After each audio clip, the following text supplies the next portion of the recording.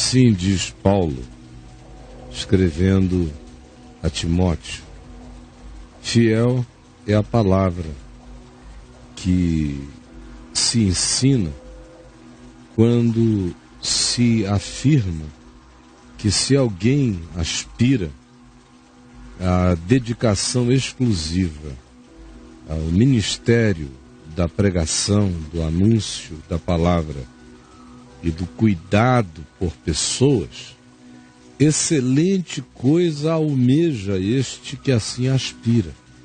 Portanto, esta é uma palavra fiel quando alguém diz: esse desejo é um excelente desejo. Mas é necessário que haja algumas coisas. Não basta que a pessoa deseje fazer tal dedicação. Ela tem que ser de um determinado modo, porque isto aqui não é cargo, isto não é função, isto não é emprego. Isto tem que ser dom, isto tem que ser vida, isto tem que ser caráter, isto tem que ser compreensão, isto tem que ser entendimento, isto tem que ser serviço. Portanto, é necessário que essa pessoa que assim almeja seja irrepreensível nas suas relações humanas, ela não ande dando razão de tropeço, nem de escândalo, nem seja um provocador de perplexidades desnecessárias, nem seja alguém que transgrida contra o próximo e passe adiante. Portanto, ele deve ser alguém em relação ao quem as pessoas têm respeito. Precisa ser esposo de uma só mulher, não ser um homem de muitas mulheres na vida dele, um bígamo, ou alguém que tenha um amante, ou que tenha uma vida dupla. Ele deve ser esposo de uma mulher só. Precisa ser uma pessoa temperada, deve ser temperante, deve carregar equilíbrio no ser. Por isso, necessita manifestar sobriedade no que fala, no que expressa, no modo como trata, como chega, como sai, como fica, como é. Sóbrio em tudo, temperado, modesto, sem autopropaganda. Que seja uma pessoa que se enxergue, que não seja um nonsense. E que, além de tudo, seja acolhedor, seja hospitaleiro, inclusivo, misericordioso e capacitado a ensinar, que tenha conteúdo, tenha conhecimento, entenda o Evangelho e tenha aptidão para transmiti-lo com clareza, com sabedoria. Isto é a condição sine qua non. E que não seja dado ao vinho, enchendo a cara, andando bêbado pela vida. Também não seja violento em nenhuma forma. Da casa dele, as expressões dele, que ele não seja violento, que ele não pratique nem violências físicas, nem simbólicas, nem carregue violência energética dentro dele. Antes, que ele seja cordato, que ele tenha um coração disponível ao acordo da paz, que seja inimigo de contendas, de brigas, de disputas, de confusões, que seja avesso a isso, que desista da contenda, no que depender dele, que tenha paz com todos os homens, e também que não seja avarento, ganancioso, que não goste de dinheiro, que não fique sonhando com fortunas ou fábulas ou riquezas ou vida de uma exuberância material, porque ele, se for assim, já está enredado pelo laço do diabo no coração. Portanto, que seja também alguém que tenha uma relação saudável com os da sua casa, apreendendo e praticando a criação dos filhos sob o ensino do Evangelho, com todo respeito pelos filhos e pelos outros. Porque se alguém não sabe cuidar com amor, com respeito, com reverência dos da sua própria casa, como cuidará de qualquer outro grupo ou daquilo que se chama Igreja de Deus? Também, além disso, se diz que ele não seja um novinho que chegou agora com uma história, com um testemunho para repetir. Não faça de nenhum neófito qualquer coisa, porque ele vai se ensoberbecer, ele vai virar menudo e vai incorrer na condenação do diabo, pela arrogância, pela soberba, pela síndrome de Lúcifer que tomará conta dele. Pelo contrário, é necessário que essa pessoa que quer viver com essa dedicação exclusiva para o anúncio da palavra, o ensino dela e o cuidado de pessoas, é necessário que essa pessoa também tenha um testemunho unânime da sociedade fora, que olhe para ela e diga: eis aí alguém que vive com simplicidade, com modéstia, com temperância, que é hospitaleiro, que diz tudo com toda clareza de pensamento, de raciocínio. Ninguém nunca ouviu desequilibrado, nem violento, porque ele é cordato, não compra brigas, e não é avarento e muito menos ganancioso ou sórdido nessa procura. Ele ama sua mulher, ele cuida dos seus filhos, ele trata tudo e todos com reverência, ele é maduro. Por isso nós damos bom testemunho dele. Aonde ele passa, é isso que ele transmite.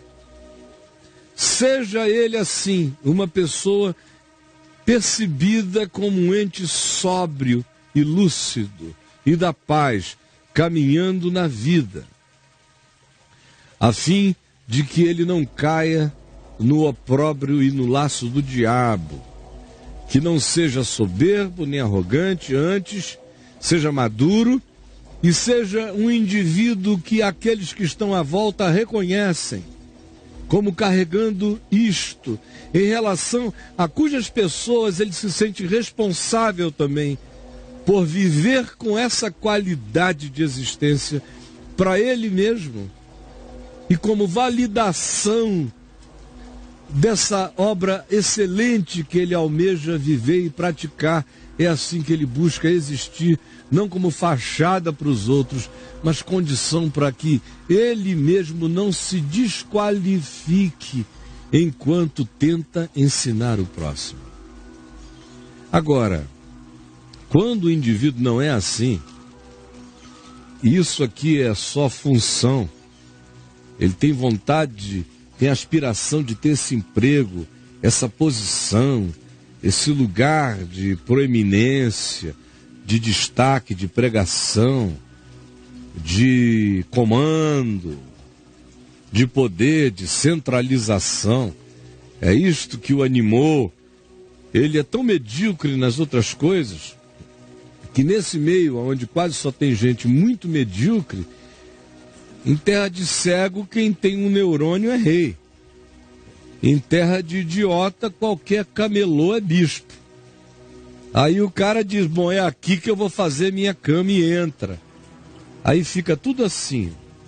Agora, em 2 Timóteo 3, Paulo descreve como são esses crentes, esses líderes, esses pregadores, esses evangelistas, esses cruzadistas, esses itinerantes, levando moveres de lugares em lugares, só por ganância, por fama, na busca de poder, como praticamente todos eles são. Paulo diz: eles são o cumprimento da pior profecia. Fica sabendo, Timóteo, nos últimos tempos sobrevirão momentos e épocas muito difíceis. Pois esses mesmos homens que deveriam ensinar, que deveriam ser modestos, altruístas, hospitaleiros, generosos, com domínio de si, misericordiosos, compassivos, lúcidos, vão estar de maneira totalmente antagônica a tudo isso. Nesse tempo, eles se chamarão de pastores, de bispos, de sacerdotes, de episcopos, de diáconos, de apóstolos, do que queiram, mas pode saber, eles serão homens e mulheres egoístas, avarentos. Para eles, evangelho é lucro, fonte de lucro. Jactanciosos. Deus me disse, eu tenho a unção. Arrogantes, arrogantíssimos, você não percebe? Blasfemadores.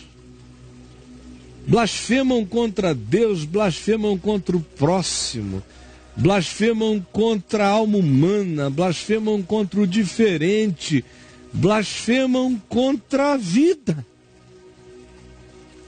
pregando as suas xarias de maldade. São desobedientes aos pais, não carregam reverência nem para com seus pais. Como é que terão reverência para com aqueles que eles dizem que são suas ovelhas, ou que eles comandam? Esses eles tiram a pele, a carne, as unhas e bebem o sangue e chupam o tutano. Eles não têm reverência, são ingratos, não guardam gratidão no coração. Para eles a fila anda. Se quem me ajudou não pode ajudar mais, já ficou para trás. São pessoas desafeiçoadas, não carregam ternura enraizada, genuína e fiel no coração por ninguém. Eles são os reis da média, da moral majoritária. O que for de acordo com aquilo, eles estão ali para cometer o seu teatro. Quem quer que seja apanhado contra aquilo, eles descartam, porque neles não há afeição, não há misericórdia. São implacáveis, são caluniadores, deliberados, inventadores do que nunca houve, propagadores do que eles não sabem. E não tem nenhum domínio de si, vivem fazendo a vontade da carne e dos pensamentos, das suas pulsões, mas são religiosos e se escondem bem atrás do tapume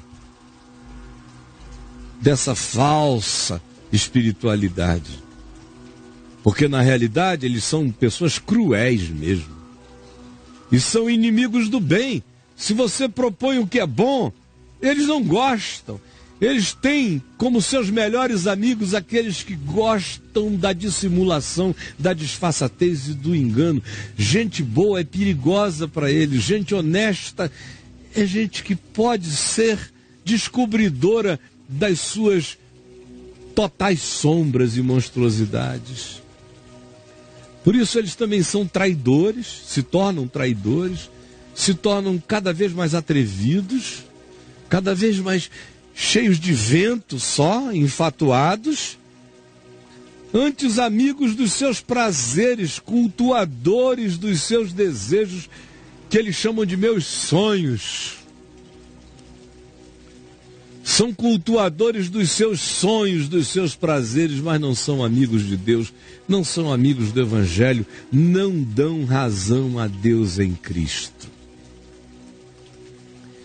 E embora eles tenham cara e se apresentem com fachada de crente, de piedade, de pastor, de bispo, de episcope, eles vêm com essa forma, mas na prática, observe, eles negam o poder de Deus. Eles não creem mesmo em conversão, porque eles mesmos nunca foram convertidos. Eles não creem em generosidade, porque eles são egoístas. Eles não creem em bondade, é porque são maus. Eles pregam o que eles pregam, é porque eles são perversos. Eles defendem as causas que eles defendem, não é por nenhuma razão bíblica, é por razão da iniquidade dos seus corações. Porque eles são assim, e são estes também que penetram sorrateiramente nas casas, diz Paulo, e pegam mulherinhas cativas, que fazem haréns hoje na internet, de mulheres carentes que eles, em nome da importância que têm, e eu sei como eles fazem, porque as que vão com eles me contam, conseguem cativar mulherinhas sobrecarregadas de paixões, de pecados, de desejos, de volúpias religiosas, fruto do acachapamento proibitivo pregado e da necessidade carente criada, e eles encontram, quando elas encontram de repente um ungido que também gosta de ungí-las com KY, lá vão elas todas. E é uma geração criada por esses corruptores que fica igual a eles. Aprendem e jamais podem chegar ao conhecimento da verdade. Estão bloqueados, nada lhes penetra. Bom, eu li 2 textos sobre a mesma coisa. Em 1 Timóteo 3, Paulo diz como deve ser um bispo espiritual da Igreja de Cristo, não de uma instituição onde isso é profissão, carreira e hierarquia. Não.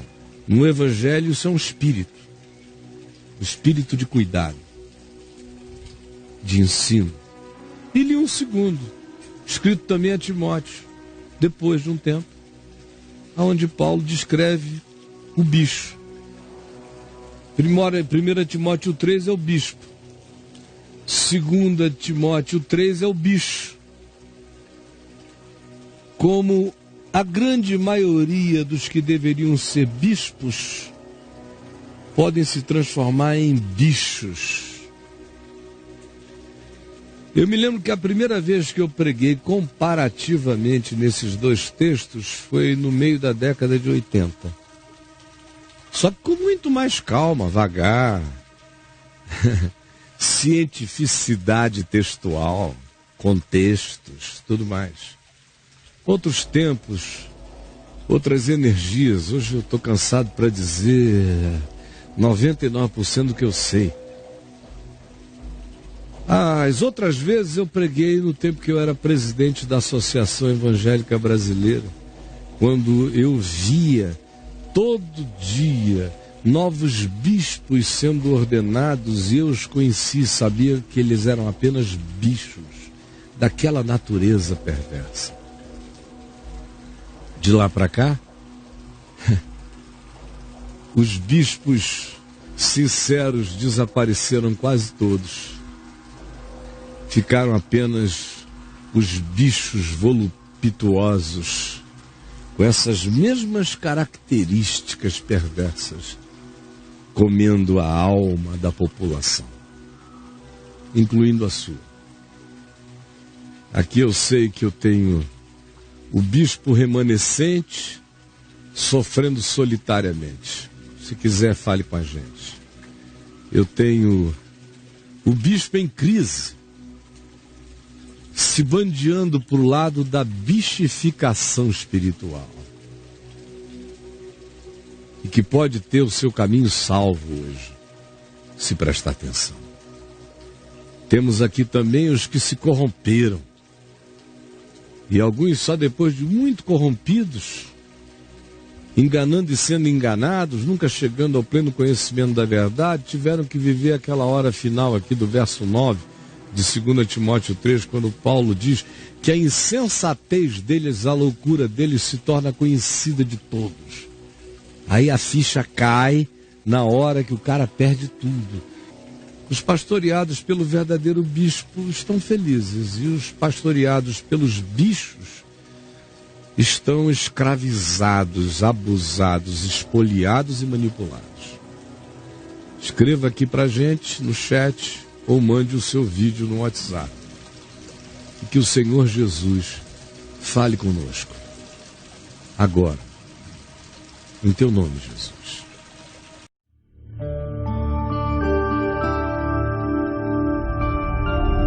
VNVTV, o canal é você.